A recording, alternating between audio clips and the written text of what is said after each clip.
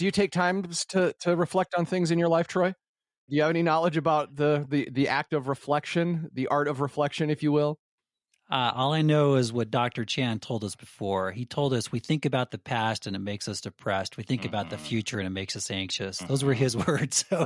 So maybe reflection isn't always a good thing. Sometimes it does, and we can, I think, become a little bit nostalgic and think the past was so much better than maybe it was, which was interesting to hear him say that. But as he said that, I thought, oh, that makes sense. So, but I think there's value in reflection, certainly in terms of appreciating what has happened and appreciating the experiences and taking it in a positive way, while also recognizing that sometimes it can be a little depressing to reflect. Mitch, do you take time to reflect? That is a complicated question. Because I love it. It's like the opposite of what Troy was just saying, where as someone who has struggled with mental health for a lot of their life, who is just barely starting to learn a lot about myself and about how I can manage and cope with things, my therapist says that I need to not self-reflect, but instead be introspective. So it's this idea that for me, I do remember the bad stuff. And I do focus on the terrible things that have happened, and I replay them over and over and over again. It's like bizarro nostalgia, right? Where it's like things were terrible and things will probably always be terrible, etc. So instead, introspection, or at least the way that it has been taught in this particular definition, when it comes to my mental health work, is taking like an intentional look back on things that have happened. And having this kind of approach and mindset of, okay, what did I feel when when that thing happened? What was it that made me feel that way? How can I prevent it in the future? Like it's rather than just like, oh man, that was a great time, or oh man, that really, really sucked. Like actually going through in a very active process to kind of stop the potential of, like, I don't know another word for it, but just this negative despair-based nostalgia from kicking in. So, yeah, that's interesting. Yeah, it's an exercise I do. Yeah. Let me tell you. I think maybe you're doing a deeper reflection than I am. Sure. Which, is part of the reason why I think this is a good show to do, because that word is thrown around a lot, right? Mm-hmm. Reflection. It's time for reflection. When we get to this time of year, at the end of the year, we reflect on, whatever, right? But what does that really even mean? And that's why we're doing this episode today, to work on this notion of reflection. This is Who Cares About Men's Health, offering information, inspiration, and a different interpretation of men's health. My name is Scott Singpill. I bring the BS to the podcast. The MD to my BS is Dr. Troy Madsen. I'm here, Scott. I'm ready to reflect. Mitch Sears is in the mix. Hey, I'm going to reflect too, I guess. And psychiatrist Dr. Benjamin Chan is going to talk about the power of reflection with us as well. How you doing, Ben? Doing great. Happy to be here. Do you take time to reflect, Dr. Chan? Is that something you do? All the time. Incredibly powerful, incredibly needed. So we're really looking forward to hearing about the benefits of this exercise of reflection. I mean, we've talked about other things that have benefits that you might not think have them, like gratitude, for example. Mm-hmm. So reflection, this is going to be a lot of fun. Are you guys ready for a quote drop to start this thing? I'm going to drop a quote on you. You ready for this? Do it. All right, here it comes. We don't learn from experience. We learn from reflecting on our experience. That's John Dewey. He was the guy. He was a philosopher and a psychologist and an educational reformer. And he was the guy. His form of learning is we learn by doing. So he's saying, okay, you get that experience, you do things, and then it's not truly learning until you pause and actively reflect on what just happened. Okay. So Dr. Chan, I have a question for you. Reflection seems like a kind of a big concept, right? What is reflection when it comes to your practice of mental health? Great question, Scott, and happy to tackle that one right off the gate. Yeah. We're going deep right at the beginning. I love it. So from a mental health perspective, reflection is essential. And I love that quote by John Dewey. I think the first step is to look back at the situation or experience. We're all creatures of habit. We have built-in patterns into our thoughts and behavior. So taking a pause and looking back at a specific situation or experience, I think, is the first step of reflection. And I don't know, Mitch or Troy, like, can you think, I'm going to turn the tables on one of you. Can you think back to a situation or experience that you really thought about and pondered? Oh, generally, it's at a party, and generally it's the day after. And I'm like, I was too loud and obnoxious. Oh, no. That's usually my reflection. And I think I'm a little over the top. I need to cool my crap a little bit. I mean, mine often comes down, like, I, certainly reflect on personal events. I have spent a lot of time reflecting on some events that have happened in the ER. Sometimes I think that's been a little detrimental because I've probably dwelt on it and maybe even beat myself up over it. So, but yeah, no doubt, I definitely reflect. Yeah, and like I had mentioned a little earlier, is the for me, especially as I'm going down this long road of mental health and dealing with past trauma and dealing with all this other stuff, like I have been practicing kind of and learning strategies to reflect in such a way that it is productive and not like mentally exhausting or re-triggering or whatever. So yeah, I reflect on a lot of things, but it's learning how to do it in a way that doesn't impact me has been a journey. I think that's beautiful. And I think that's the first step, is to look and recognize. And then I think Troy and Mitch and Scott, you all mentioned, I think step 2 is to think about it, reflect upon it. And then step 3 is learn. So look, think, and learn. And I think this is where we kind of break past behaviors, past thoughts. And you can do this either talking about it with someone. And that's, the role of mental health. A lot of people, that's what we do, is we talk about these past experiences or these past situations. Or I really like journaling. I'm big into journaling now. So, and I think this is linked to what we discussed previously about gratitude, but just to actually write about these different experiences and what you learned about it. Go ahead. I wonder though, Ben, and is there danger in spending too much time in reflection? And I remember you did say, when we had an episode on anxiety, I remember you said, you said, we think about the past, it makes us depressed. We think about the future, it makes us anxious. Is there danger in just spending too much time thinking about the past? And also, does that encourage, just, let's say if we already have some neurotic tendencies, does it encourage further neuroticism, or we are just overanalyzing situations and dwelling on them and thinking through them? I'm curious about your thoughts on that balance there. Yeah, and I used the word I was going to use, Troy, balance, moderation in all things. And the last step I was going to advocate for is to plan. What can you do next? What could you do differently? Yes, if we're caught up, if we start perseverating, if we start just fixating on past behaviors, past traumas, past experiences, and we don't come up with a plan, we don't come up with a new way to approach it, yes, it would increase neuroticism or anxiety.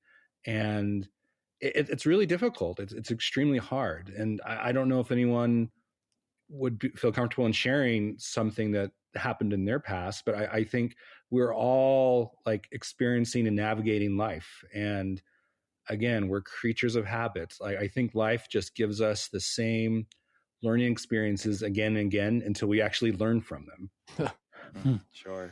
Now, I like though what you said about looking at it as sort of more of a looking to how can I act, how can I do things differently, rather than just dwelling on it, which that can definitely be a problem, I think, because we just dwell on maybe, like you said, Scott, like, wow, I just talked way too much last night and I just feel stupid, and you think over and over, what did I say? Okay, these guys must think I'm an idiot, versus just saying, hey, I had a good time there. Maybe I did talk a little too much. I'll try and talk less next time. I don't know. Or maybe I come to the conclusion that no, I'm fine with that, right? And I just need to make my peace with that.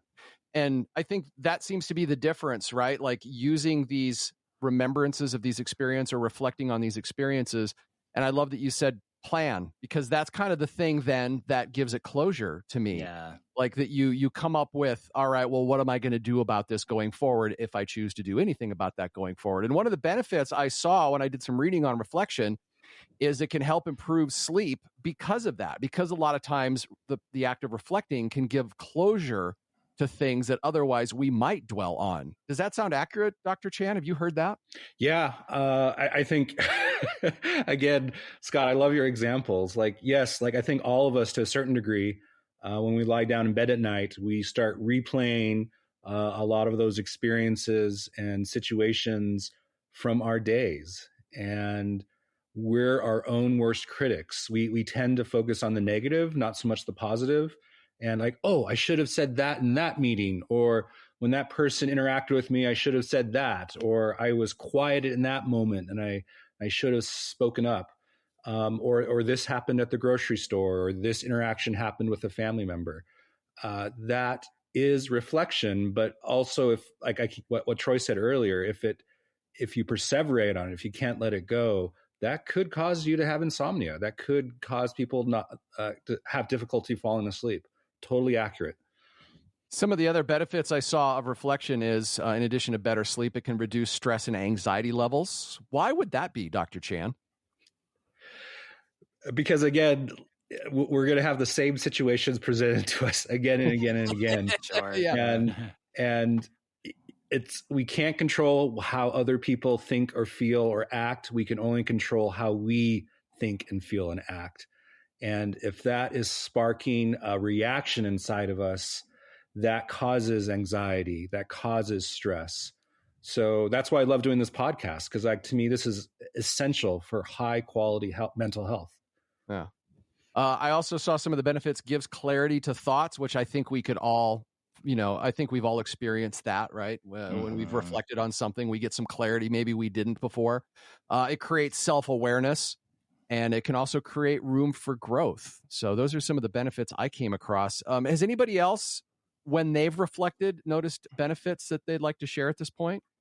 So through the work that I've been doing with my mental health specialist, the process of kind of an active reflection has allowed for me just very much that room for growth, right? It allows me to kind of like put all the thoughts and memories and all these like things that are kicking around in my head all the time, to be able to say, I don't need to worry about this anymore. I don't need to think about this anymore. I have an understanding about it. I've acknowledged the feelings that I had. I've come up with a plan to prevent a negative thing from the future, or if it's a positive thing, how I'll get more of that in my life, whatever. And when you don't have so much mental or myself at least, when I don't have so much mental processing power being completely devoted to the past, to just thinking about that reflection and refilling and reliving those things over and over and over again, it allows me to like think about new stuff and to like figure out what I do and don't like in life and how to like make sure I get more of it. I think too, I don't know if you mentioned, Scott, I didn't hear specifically, but we had our gratitude episode. Mm-hmm. And I do think that reflection does also help us to reflect on, certainly we reflected on a lot of things we were grateful for, but just on a daily basis, I think it helps us in terms of reflection to experience gratitude for the positive things. And I think there's value in that too, just because it kind of helps you reframe things in your mind rather than reflecting on the negative things. And then as new things happen, seeing negative in that, I think it then helps to potentially carry that reflective attitude of gratitude forward into the day. Certainly there's value in that as well. And something that I've seen again and again and again, especially during the pandemic, is just to make it real world is emails. Like all of us have received emails that seem upsetting or have what we perceive as a negative tone. And to me, like this power of reflection is not to immediately fire back an email in reply. Yeah, sure. But it feels so good. I know. It feels terrific. But I always, again, reflection, like did that person really mean to say that? Taking a pause, going for a walk, reflect upon the intent. I tell everyone I work with that if you get an email that causes this negative reaction inside of you, don't respond right away. Sleep on it. Revisit it the next day. Maybe type up a rough draft, kind of process your thoughts, going back to the journaling, and then really think about pushing send. I always feel it's better to pick up the phone and just talk to people. And unfortunately, I think with the pandemic, a lot of our communication has been altered in many ways, and sometimes we over rely on technology. So that's just a real world example that I've seen of reflecting about the intent and the tone of people's emails. That's so true. I wish you could have told me this 20 years ago, Ben. And I wish there were something you could implement in your email that would just not allow you to respond for 24 hours. Because I will tell you, 90% of the things I've said in the course of my life that I've regretted, I've said via email. Wow. And you just, because you don't say those things in person. Like you just fire off a response, you misinterpret the tone. It's so impersonal. It's easy to say things you would not say otherwise. So true. So definitely power of reflection. I agree. If you can take time just to reflect on an email and let it sit and sleep on it and continue to reflect on it, there's huge value in that. So reflection is this really broad thing, but it seems like it kind of breaks down to this. It just breaks down to if you're experiencing something, or if you're thinking about a memory, or if you are wondering how to move forward, it's just taking a pause and thinking about it and trying to break it down and analyze it. For me, at the end of the year, I tend to reflect on the goals that I set for myself that year, or the things that I wanted to try to accomplish for that year, right? And reflection in that instance is kind of like a plateau when you're hiking, right? You can stand at that plateau and you can look down and see how far you've come, and you can look up and see where you still want to go. And you can celebrate the victory of making it to that plateau while still admitting, I would like to continue on my journey. So let's bring this back to the core four in health for a little bit. Do you guys reflect on your activity, your nutrition, your sleep, your emotional health? And what does that process look like? I mean, because really our whole show is based on this notion of a turning point, right? And reflection is required for those turning points. Things happen. We do things. We think about them. Then we create this new thought that sometimes puts us in a new direction. And it might make things a lot better, or just even a little bit better. I love that, Scott. And I don't know if you're teeing this up for like New Year's, but like, what is our plan? What is our goals for 2023? And this is, to me, is where reflection comes in. We're coming out of the pandemic. There's been a lot of changes, and we all have different goals, personal goals, professional goals. And where does that growth occur? Because if you're not actively reflecting, or as Troy and Mitch have talked about, expressing gratitude for where you've come from, how do you know where you're going? And to me, like, this is a perfect segue into like what is going to happen next year for us? Like, what is the plan? And you need to reflect upon where you've come from. So I think 2023, that's when you talked about that hiking analogy, Scott, that's what came to my mind. And I would say, Scott, too, I certainly do that as well. I can't say I have like a formal process in terms of that reflection on the core four, but what I often find is when things just kind of feel off, like just, something's off, it often comes back to thinking, okay, how's my sleep? How are things going there? How's my mental health? Just kind of checking in on a lot of those things, and then finding, great, I've made these changes recently. Maybe this I didn't implement as well as I could have. Maybe we can revisit that and potentially refocusing, and then moving forward with that in mind. As I was doing some reading, I came to the conclusion that there are some rules for good reflection. We've talked a little bit earlier about, that Dr. Chan brought up, which I love, that, you got to look, think, learn, and plan. And it's that planning part that helps give you closure. But some of the rules I found for reflection, feel free to add to these or tell me it's a bunch of crap if you want to, Ben. I think the first thing you have to do is you have to stop and make space for reflection. We're so busy and we occupy our brains all the time, even in downtime with our phone or whatever, that you actually kind of have to stop and be, what am I looking for here? You have to be still. Yeah, you have to be still, but you have to... Like your mind has to be open and still, yeah. You have to be intentional about stopping and making space for reflection. And I've read some stuff that said, like, even maybe do a little meditation first to kind of get your brain in the place to do that. Is that something you've heard of, Dr. Chan? Is there, when you talk to patients, is there a bunch of steps that you have them go through to prepare themselves to reflect and then to reflect properly? Totally. It's almost, it's like an adult homework assignment. You need to literally carve out time.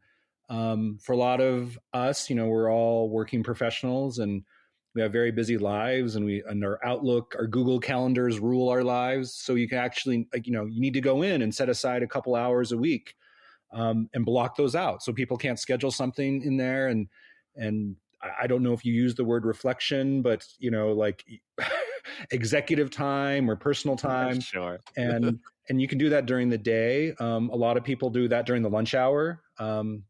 This is time for, not just to sit at your desk and return emails, but just go for a walk or go out to eat by yourself or with friends. I mean, there's ways to carve out time. So it's like an adult homework assignment. And that it works extremely well, especially there's a lot of demands on our time, and you need to prioritize this reflection time. If not, you never reflect. And that's unfortunately the cycle you get into. And as the quote earlier said, you don't learn from that experience. You learn from the act of reflecting. So if you're not scheduling time to do that, then you're not learning. You're not progressing. So I mean, not only just at the, end of the year, beginning of the year, I think a lot of times reflection happens during maybe vacation when we do have a little downtime or when our routine is broken up. So you got to make that space. And then something else I read said, don't beat yourself up. It's an honest evaluation based on what's working and what's not compared to your values and your priorities. And you're just honest and just very, straightforward about it, right? You try not to be emotional about it if at all possible. And then also be kind, because change can take time as well. So you reflect and you want to make some changes, but that doesn't necessarily always happen overnight. Yeah, I like that. And being kind to yourself, I think, is essential. And a lot of it gets back to what Ben said about just use it as a time you can plan and plan your next steps. And I think you can do that. You can reflect, be kind to yourself, say, hey, should I do anything differently? If not, no, forget it. Forget about it. Don't reflect on it anymore. And if so, great. Take the lessons you can learn, move forward. Because I think that's the biggest risk for me personally. I do have a tendency at times to reflect way too much on things and beat myself up. And I think that's problematic. So I think if you can take from it what you can, move forward, that's the best approach. That's beautiful, Troy. I love that. I found some questions from a paper from Halloran 2016 called The Value of Self-Reflection. And I wanted to share some of these questions and see what you think. But, this notion of reflecting, some of us might have things we want to reflect on or that come to our mind, but maybe this would be some thought starters for you if you want to take time to reflect. And, it doesn't always have to be at the beginning of the year. It could be during the workday. I often will make myself a cup of tea and take 15, 20 minutes. The rule is no social media, no work, no email. And I just sit there and I sip my tea and I just think about things. I give myself that space to reflect. So here are some of the questions that I found interesting, and see how these resonate with you. Am I using my time wisely? Am I taking anything for granted? Am I employing a healthy perspective and not letting matters that are out of my control stress me out? Am I living true to myself? Am I still passionate about my career? Where am I feeling stuck? What do my finances look like? How have I allowed fear of failure to hold me back? When have I felt the most alive? How can I improve my relationships? Am I taking care of myself physically? What old habits would I like to release? What new habits would I like to cultivate? How can I be kind to myself? And finally, what is it time to let go of?